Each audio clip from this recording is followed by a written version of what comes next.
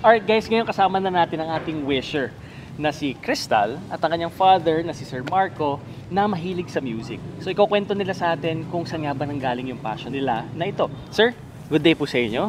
Nice to meet you. Tala, nice to meet you. So, saan niyo po nakita yung potential ni Tala for music? Bali sa bahay po kasi madalas pagka pinupunta ko siya sa kwarto niya, yun, naririnig ko kumakanta siya.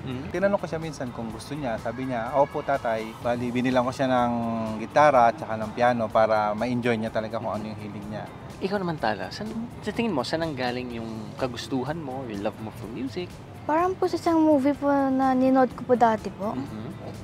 Parang na-fall in love po sa music po nila po. So nagustuhan ko po sa mga music. Ano yung nagustuhan mo dun sa scene na yon, sa movie na yun? Yung sa mga ginagamit po na mga instrument po. At kumakanta din po sila po. Ngayon, nakapag-play ka na ba ng gitara? Have you ever played? Minsan lang po. So hindi po mo siya marunong pa po. So yun yung gusto mong matutunan ngayon. So excited ka na bang matuto? Opo. Meron kasi tayo sir ngayon na bagong instrument na naimbento sir ng Pinoy Pinoy na teacher na 3-string na guitar. Dahil sa kagustuhan niya na matuto rin yung mga students niya, nag-imbento siya ngayon ng 3 lang na string na gitara. Now sir, itong invention na to, natulungan sila ng Department of Science and Technology na ma-fund yung kanyang invention at ngayon sir, nagpo-produce na siya. So okay lang ba sir? Sumama kayo sa amin para ma-meet natin sir mismo yung nag-imbento nitong instrument na to. Yes sir. Alright. Tara, excited ka? Okay, let's go. Alright guys, kasama pa rin natin ang ating wisher na si Tala. Ngayon naman pupuntahan na natin sina Sir Jericho at saka yung class niya para makisit in tayo at para matuto nung Jericho. Excited ka na ba? Alright, let's go. Tao po. Ito po ang ating wisher na si Tala. Ito po yung class niya, Tala, The Gang, and si Sir Jericho. Anong kanta to? Laro, yan. Yung mga specialty ko, sir. Dapat yan magtuunan natin ng pansin. Okay, game.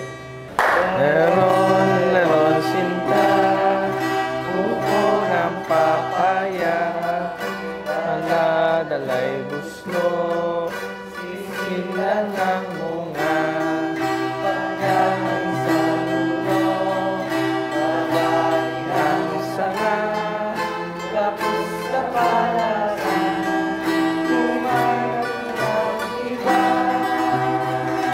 alright, tapos na tayo sa session natin with Sir Jericho.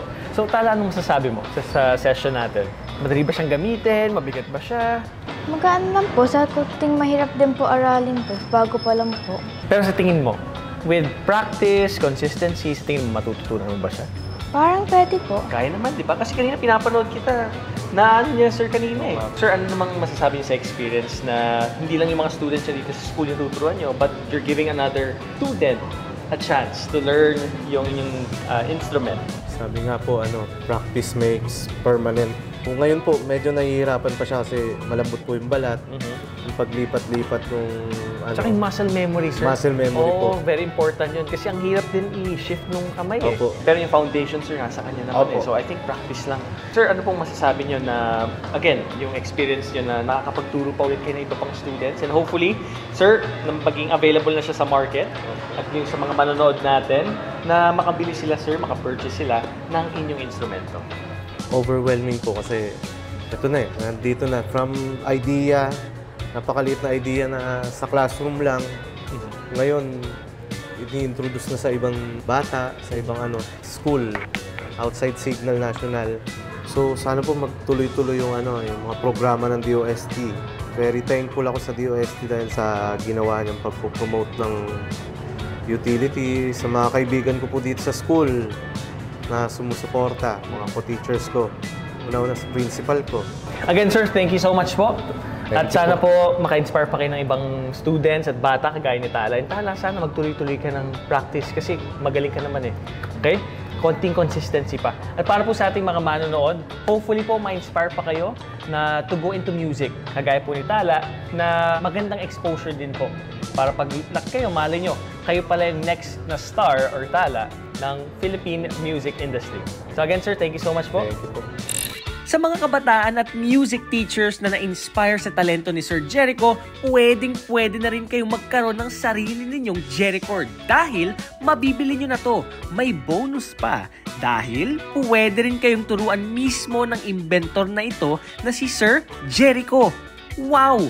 May Jericord ka na, may personal coach ka pa. Maaari kayong makipag-ugnayan sa kanya sa mga numerong nakikita ninyo sa inyong TV screen. And there you have it, guys, another heartwarming story of how DOST played a key role in making dreams into a reality. Actually po, no, sa episode ngayon, dalawang pangarap ang nabigyang katuparan. Unang-una, yung pangarap ni Sir Jericho na magkaroon ng mas accessible na instrument ang kanyang mga estudyante. Nabigyan din katuparan ang ating wisher ngayon na si Tala na ma-introduce sa instrument na Jericord. And I think it is just apt to say that music really is the universal language of mankind.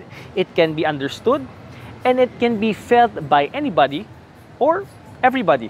And that is it, guys. Can you believe it? This is our last episode for this season. And we hope to see you in the next seasons to come of more adventures and stories of how science, technology, and innovation is continuing to change our nation. Again, this is your co-host, Diego Reyes for Sciensicat, bringing science to the people. Sec?